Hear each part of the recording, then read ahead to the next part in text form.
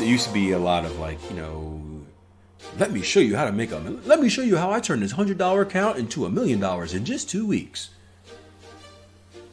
It used to be a lot. Everyone used to be a lot of that. Hey guys, want to know how I got this Ferrari and how you can do the same by trading 1 hour a day? A lot of that stuff. Cody says, in my third year, first two pretty much blew away on Get Rich. Anna says, not totally shocked. If I never traded before, I knew it would take time to learn, and it has taken almost 18 months. Reality check. I thought maybe like 6 to 8, but realized it takes much longer.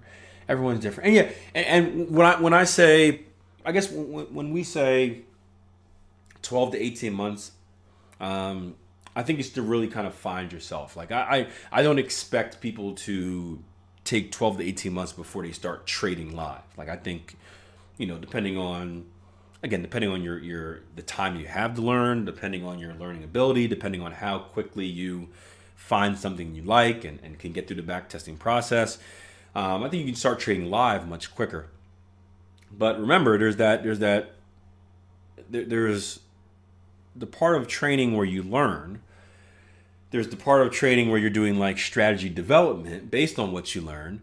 Then there's that demo trading phase, right? So all of this takes time. Even if you do like 3 months of each, if you take 3 months to learn, 3 months to do strategy development and back testing, 3 months to demo trade, you're now looking at 9 months. So you're kind of like halfway through. Then, right, when you're ready to trade live, there's that funny time where you realize that live money is a little bit different than demo money, and you start feeling like different feelings, and you start doing different things. You don't understand why. You're like, why do I all of a sudden want to move stops back? Why do I want to take targets early? You have all those funny psychological errors that are new because the markets now have a different emotional pull, right? Have you guys ever experienced that? It's a different game, man. It's and you can talk all the trash you want about, oh, that's never going to be me. I'm fully disciplined. But when you put that first trade on there and it's real money, it's it's different. It's different. It's kind of like, again, I'm a sports guy, so it's like the first time going from like practice to like actually being on the field in like a big game. It's a little, you look at, there's fans out there, like it's really happening. It's everything starts to get a little bit faster.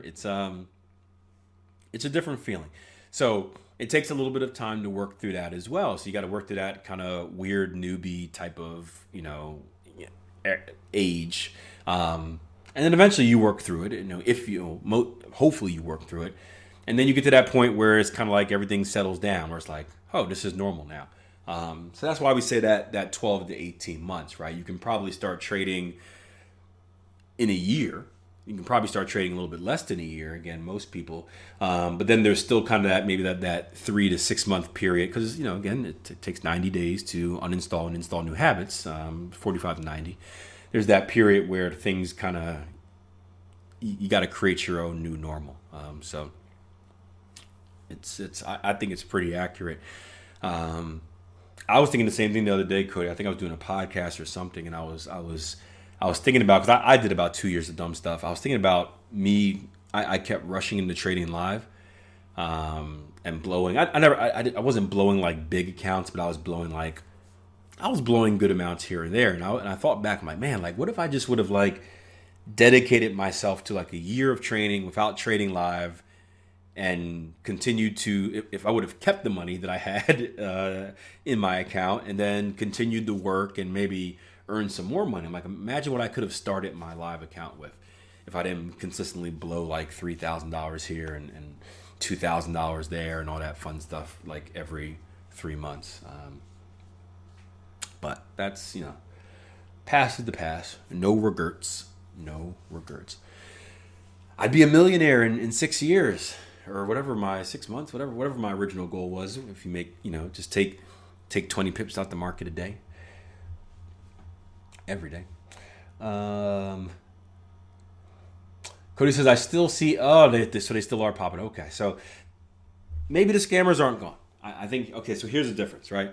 I think I also just don't pay attention to that stuff anymore.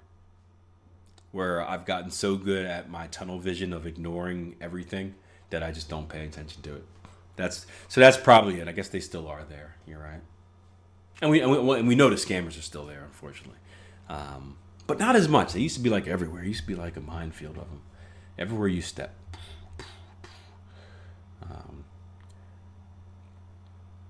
Yeah, and you see Nicholas said you see the same thing now, but instead of Forex is Bitcoin. Yeah, that's what I noticed. I noticed after Forex kind of got boring, binary options came on, and that was the thing for a little bit. You guys remember binary options? That became the new thing, and most of the scammers jumped over to binary, and then crypto came out, and they're like, ooh, a whole new flock of newbies to feast on. So we're kind of just old. We're old now. We're old news. Nicholas said, I think a big part is something you guys really talk about is psychology. That really makes it take so long. That's the hardest part. Trading psych is the hardest part, and it remains the hardest part. We are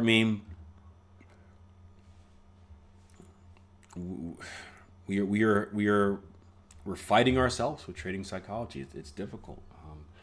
First of all, shifting the thought process to process over outcome is extremely difficult, right? Because every single thing we do in life is based on outcome. We've been kind of trained for that, right? How do you know if you're a good student in school? When you get a good grade, right? What's a grade? An outcome, right? How do you get a promotion in your job, right? When you're productive, what is your production and outcome, right? Everything is outcome. So we're kind of ingrained from very little to value the outcome, right? If I get a bad grade on a test, I am a bad student, right? I'm dumb. Is that right? Like if I get an F on my test, I'm dumb. Now I may not be dumb. I may not be a good test taker. There may be something else, but that's how we're brought up. You get an F, you're stupid, right? You get a bad result, you're a failure. You do a bad play, you're a bad player. Right?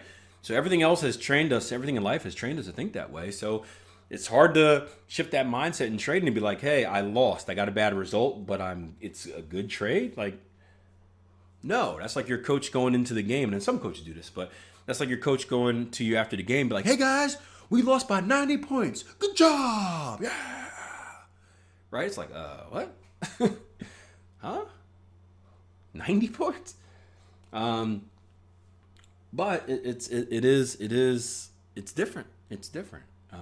And you can have it that way in sports. You can lose and have a good game if you're just overmatched. But we're ingrained to think that way. So it's hard to shift that thought process. It's also very hard to. It's very hard for us to not avoid moving from pain. This goes hand in hand with shifting the thought process, right? If you didn't know, right, there are two things that motivate us as humans, right? You guys know what those two things are? Every single human being, everything we do, every action we take is driven off of doing one or two things. You guys know what they are? One is moving us towards something, one is moving us away from something. Tony says beer and money. Tony is motivated towards money and then pushes that money towards beer. Right? Pain and pleasure, right? Pain and pleasure. Everything we do in life, if you think about all of your actions, it is for one of two reasons.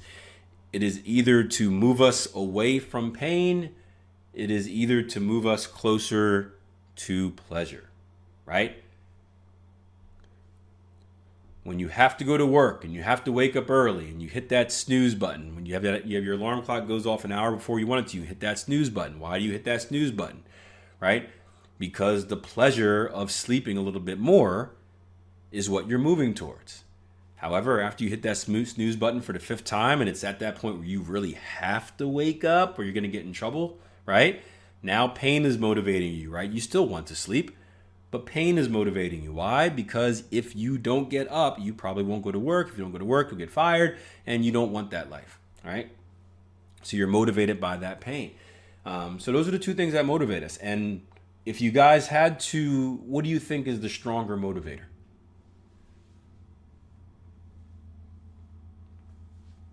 Of the two. Pain versus pleasure.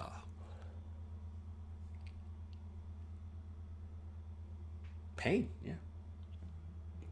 Pain is the stronger motivator. And this goes back to caveman days, right? Survival, right? The number one job as a caveman, we've kind of gotten away from this as human beings now because we're soft. But survival, right?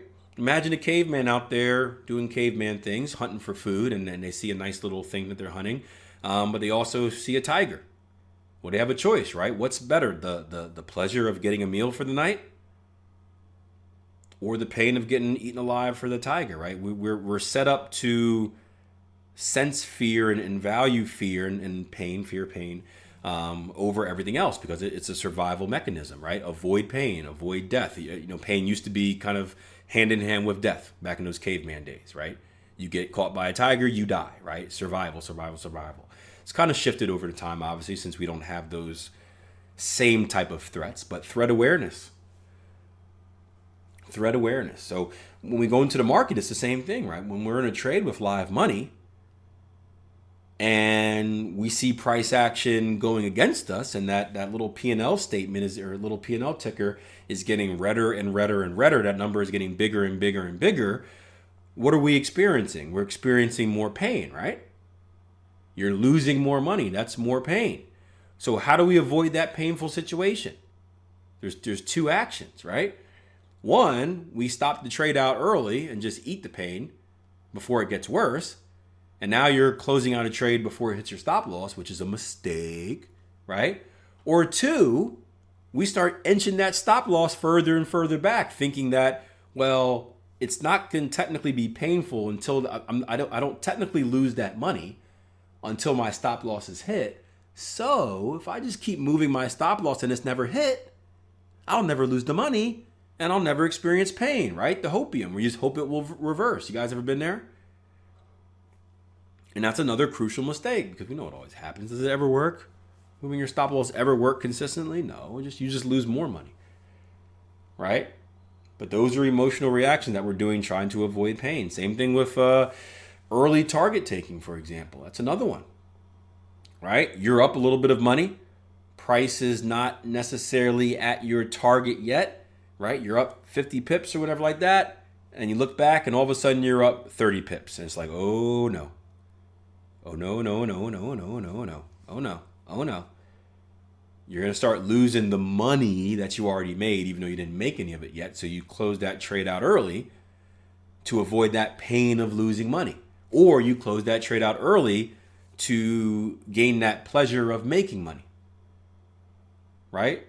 So these are all natural mistakes that we're making. They go with our natural kind of thought process. We have to do the opposite.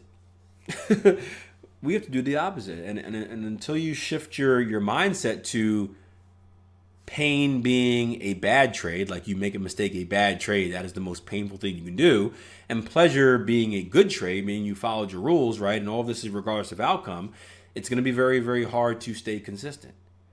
So that's why we have to shift that mindset to what really gives us pleasure and what really gives us pain.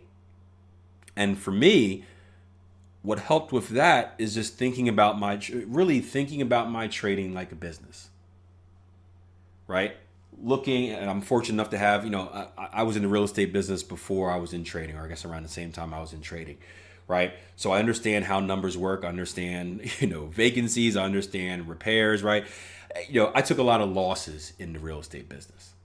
And at first I would get mad, right? I would get, we had to evict the tenant. Any real estate people here?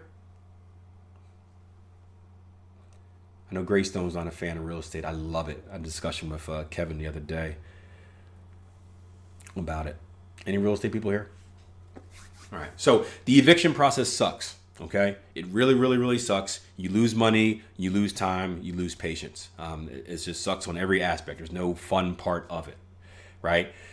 But it's a necessary process, right? Sometimes you have to cut your losses, right? You can give as many warnings as you want. If someone's not paying, sometimes you got to cut your losses. Then you got to go through the right process to cut your losses. In that process, guess what it's costing you? It's costing you money because you're not getting paid. You maybe have to stop going to your normal job to show up in court, or you pay someone to be a representative for you, serving paperwork, all that fun stuff, right? After you evict someone, guess what you have to do, right? People that get evicted typically aren't good tenants, right? Good tenants typically don't take care of the property, especially when they know they're being evicted. So now you've got to go back in there And guess what you got to do when you go back in there? You've got to clean everything out. And then you've got to prep it. You got to do repairs, and you got to have it ready for the next potential tenant. Then you got to spend time getting the next potential tenant, vetting the next potential tenant, right? All this stuff takes time and effort, and it costs you money, and it sucks. This is why you hire someone to do it for you, by the way. But at first, when I first started, we didn't have that flexibility. I wanted to do everything by myself because I'm a control freak. But the process sucks. I used to beat myself up. It used to be, oh, it's not fair. Like, what do you mean I got to wait 3 months before, blah, blah. And then eventually you just realize as it gets more normal, like, this is part of the business. Like, part of the business is vacancies, right? And I know with me personally, my real estate kind of motto, it wasn't, I don't want to be a slumlord or everything like that. Why I started my real estate business, and eventually when I partnered up, one of the reasons we started our business was to help give first-time homeowners a chance, give them opportunity to develop credit, get used to basically home ownership on like lease to purchase agreements, and get them set up and educated where they can go on and basically either if they want to buy the home that we're in, that's fine. If not, buy another home, right? So the goal wasn't to keep people in there forever. So this was all part of the process. And then when you realize that these are just expenses, guys, right?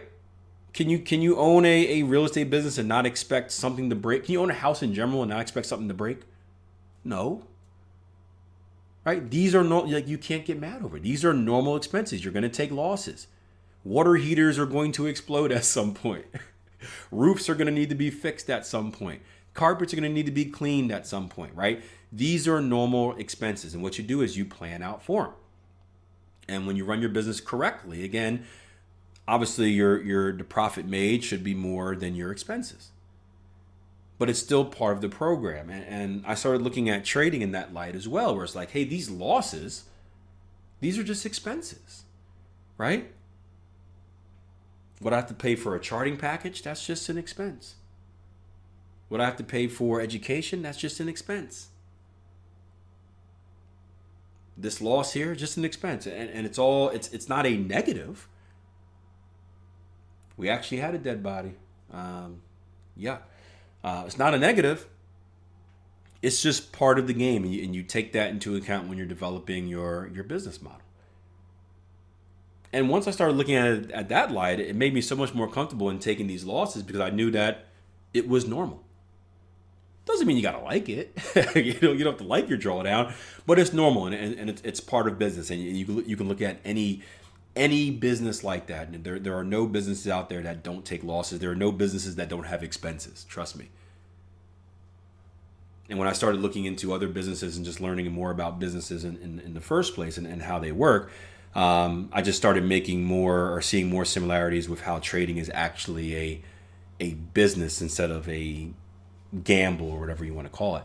And that made me a lot more comfortable. So maybe try that out. That's the first time I really told that story, making that comparison. Give it a try. If you're someone that's business savvy, just try to understand how other businesses work, maybe the business that you own, the businesses that you're in, and try to make those comparables to trading. And I think it'll help you see it in another light. Because I guarantee that anyone that owns a business or is part of a business, you don't complain about the necessary expenses, right? You don't complain, oh, I got to pay this electric bill to have the office lights on. Like, yeah, you do.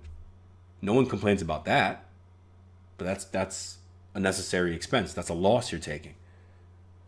But it's just part of you understand that as part of the business, but we don't understand trading losses as part of the businesses. So give it a try. It may help. That's what helped me. Look at that. You guys got a first time story. Boom. There was a dead body. I got stories, man. Dead body, wall full of cocaine. That was an interesting one. That's what I learned. You better be wearing mask when you're cleaning these homes. I got realist. My mentor, may he rest in peace, always told me one thing. He said, "Real estate is agony," and those are the realest words I've ever heard in my life because I do not like it. I do not like it. I am not a fan.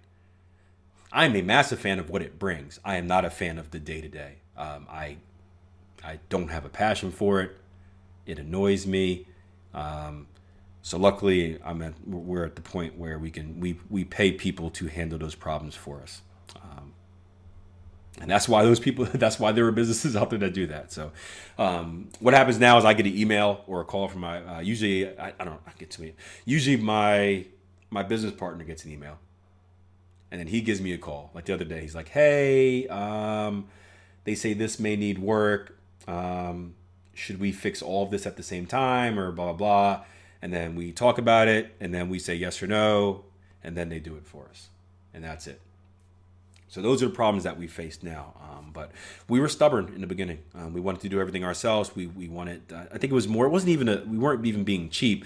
I think it was just kind of I think most entrepreneurs have that kind of, most entrepreneurs start off as being self-employed. And when you're self-employed, you're very selfish because you're starting your business. You don't trust anyone to run your business the way that you can. And you take a lot of pride in running your business, right? There's an ego involved. Like, this is mine. Like, this is prideful, as you should. It's very difficult to give up control. It's very difficult to give up control from an ego perspective. So we were caught in that for a while, and then we just got tired.